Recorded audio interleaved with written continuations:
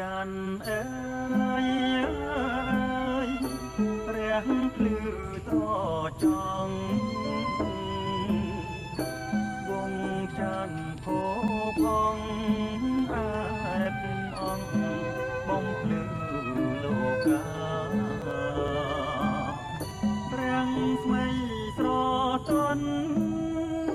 ត្រចាំងកាំងរណាធម្មជាតិនានាបានសុខសាន្តអើយគ្មានច័ន្ទពុំស្បើយកាយទុករាល់ថ្ងៃ